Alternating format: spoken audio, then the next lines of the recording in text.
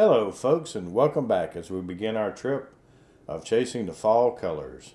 On this first episode, we're going to stop in Savannah, Georgia, and then in Newberry, South Carolina. Sit back, relax, and enjoy the ride.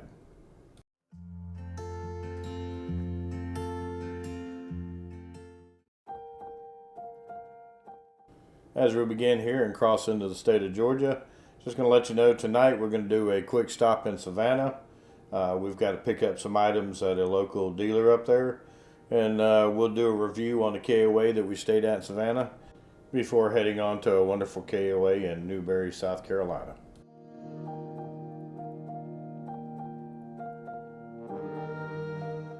As we're coming into Brunswick, Georgia here, it's starting to cloud up a little bit, but it does clear up a little bit later, and we have a wonderful evening.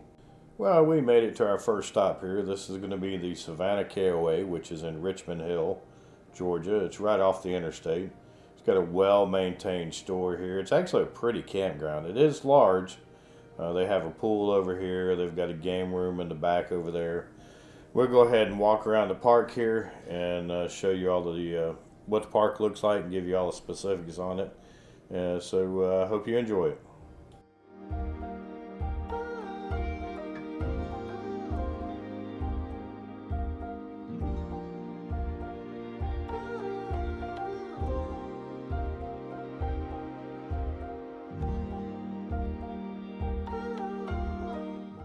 This is one of the premium sites. It actually has a dock out on the lake. It's gorgeous.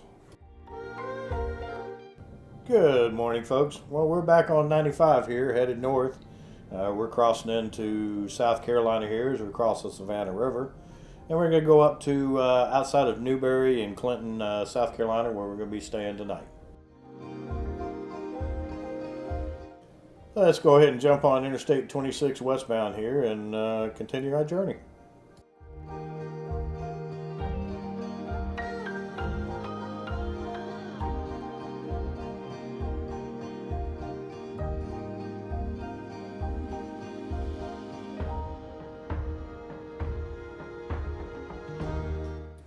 Hi folks, well we're in what they like to call the upstate for South Carolina. We're northwest of Columbia here. We're just at the foothills of the mountains up near Greenville, Spartanburg.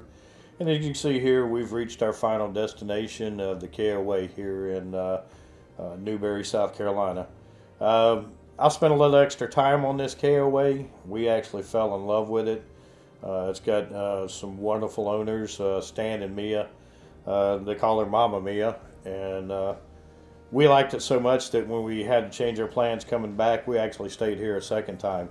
But I'll give you a good view of the campground and give you some of the specifics on it and some of the wonderful things about staying here.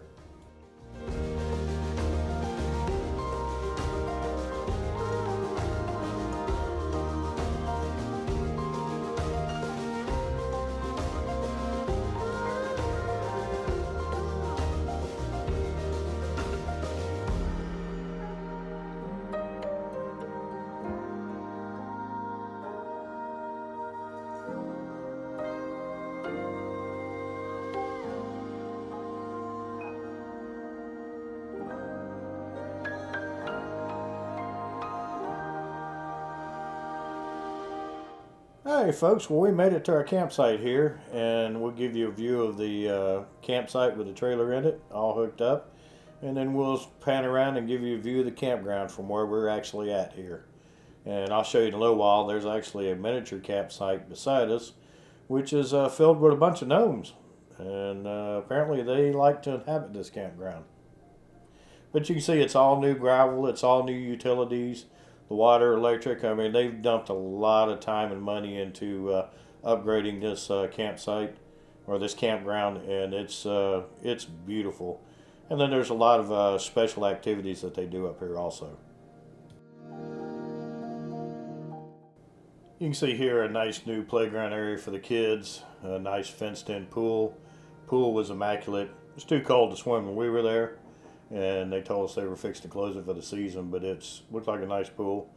They have a zip line over there behind the playground for the kids. It's not adult rated, it's only for the kids. And then on the end here by the pool is the two bathhouse facilities. Angela said the women's was nice and clean, and the men's was nice and clean when I went in it.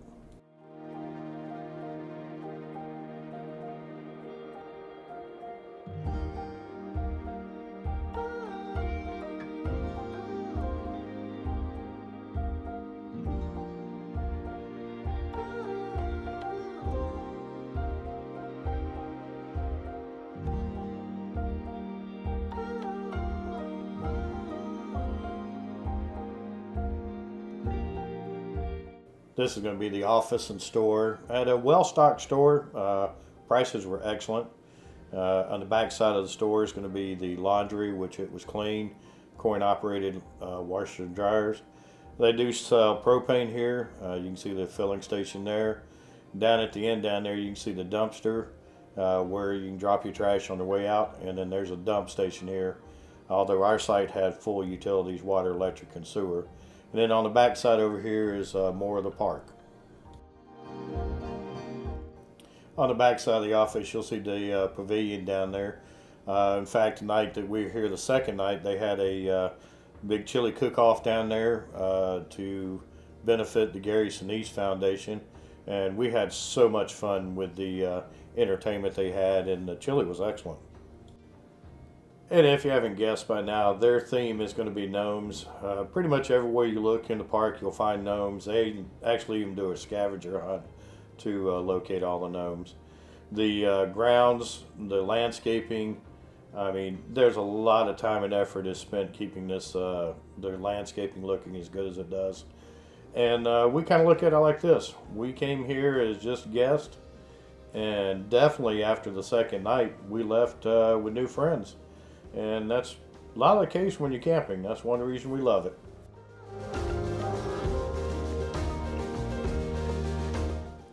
Just remember, if you come here wanting to rent Site 13, it's going to be permanently taken by, you guessed it, the gnomes. This is site number 13. And we were on 14, which is right beside it. And they were nice, quiet neighbors. Hi, folks. Well, that concludes our first episode in our Chasing the Fall Colors. Going to leave you here with a nighttime view of the campground. You can see they go all out decorating, and this is for Halloween, and they say they do even more for Christmas, so I'd love to see that. May have to go back just to see that. And we want to thank you for watching. We hope this helps you out. Hopes it gives you some information for the future. And we want to tell you we appreciate you watching. And join us again on the next episode as we go to a harvest host in the mountains in North Carolina. And from there up to Boone, North Carolina to start looking at the colors.